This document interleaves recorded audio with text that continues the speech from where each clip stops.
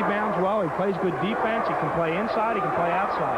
Sean White can't get it. Reeves there, and Nick Johns comes down with a rebound. Up court. Yarbrough going on his own. Oh, foul and a bucket.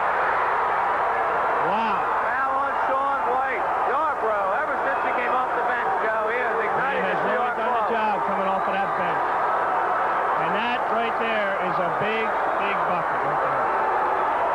Check the scoring at 5:51. Claymont had their first lead since early in the first quarter at 42-40. And now Caesar Rodney has gone up 52-45.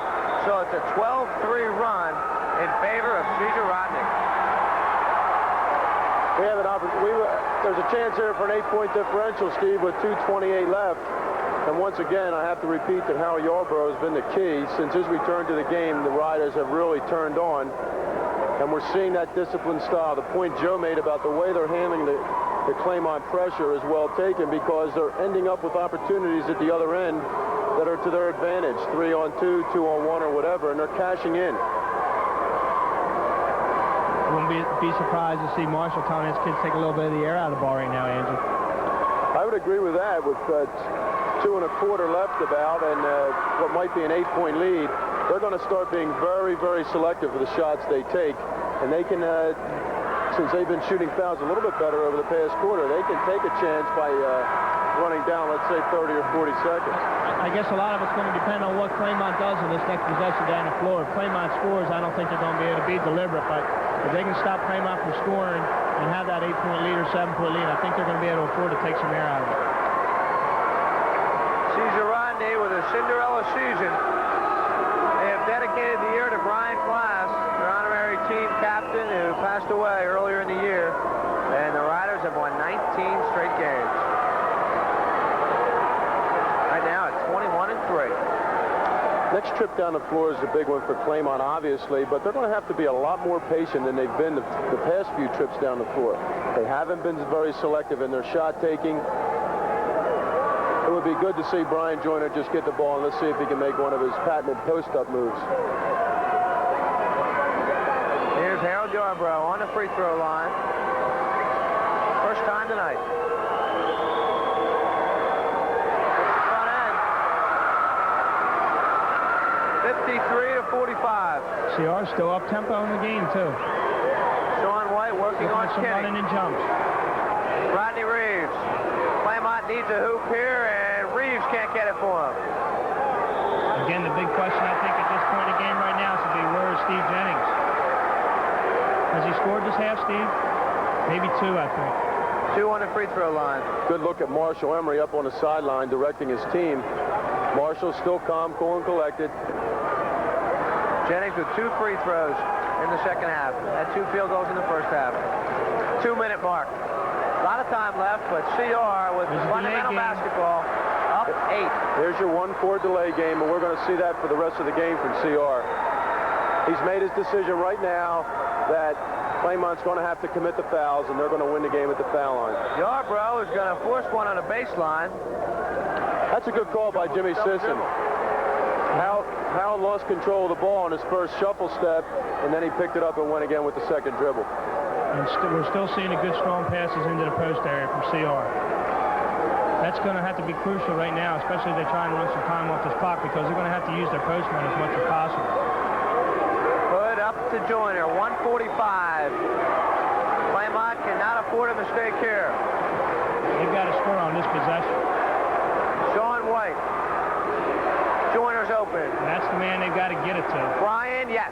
There it is, right there. Line. Give it to Brian Joyner. 53-47. A lot of time left. 1:30. You know, the interesting thing is that the reason why CR is breaking this press so easily is because Jennings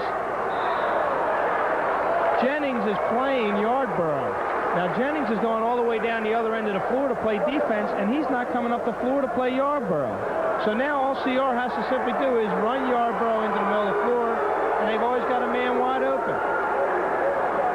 Jennings is going to have to come out and play him if Claymont's going to be able to press effectively. Here's Jennings on Yarbrough. 1:10. Nick Johns. That's a layup right there. Tried to throw it, and here comes Joyner. 4-on-2 if Jennings can get back. Monday, yes!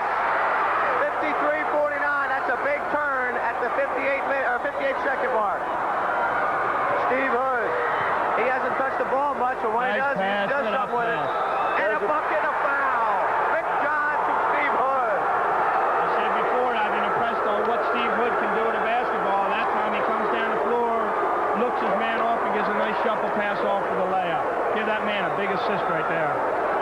There's your MVP, Steve, if CR maintains this lead throughout the rest of the game. Steve Hood's played an outstanding total game down here at the Fieldhouse today. That assist was as big as any basket he scored the second half. Steve Hood, the man of the hour right now for Caesar Rodney. And the talk during the beginning of the year with Hood coming back as a 3-year starter, great player as a sophomore and junior. Seems like he wasn't playing the kind of basketball he did as a sophomore and junior, and that was part of the reason that CR got off to a very sluggish start as they started the year at 2 and 3. But obviously he's turned things around. That's quite obvious. If what he's done today is any indication of what he's done for the past 2 months, it's easy to see why CR has been as successful as they have been. But I think we have to look a little bit past what Steve Hood's done today, and it has been a total effort by CR. Mick Johns has done a great job. He just got hammered on that last layup attempt, and I think they were looking for a foul call. But Hal Yarbrough and his performance since coming back from his 4th personal foul has also been a key. But Stephen Hood's been outstanding. He's played above the rim when he's had to, sank a nice 15-footer, and led the CR attack all afternoon. CR trying to become the 12th school to win a state championship. Wilmington, of course, the defending state titleist. I don't know, Steve. In the pre-game show, we had 2 expert picks by the young Suns here, and I think they're pretty proud of the way they picked this game to go. They called it right on the nose. Jay Thompson, Matt Rossi, and Mick Johns now with a 3-point play. That's a big 3-point play, too. Claymont had just closed at the 4 and was looking for a steal.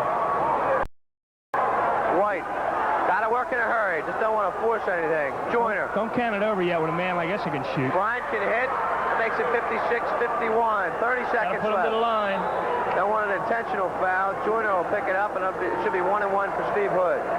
If you walk into the Fieldhouse right now, all you'd have to do is look at the cheering sections to know who's winning. The entire Caesar Rodney cheering section up on their feet, roaring their approval on every play.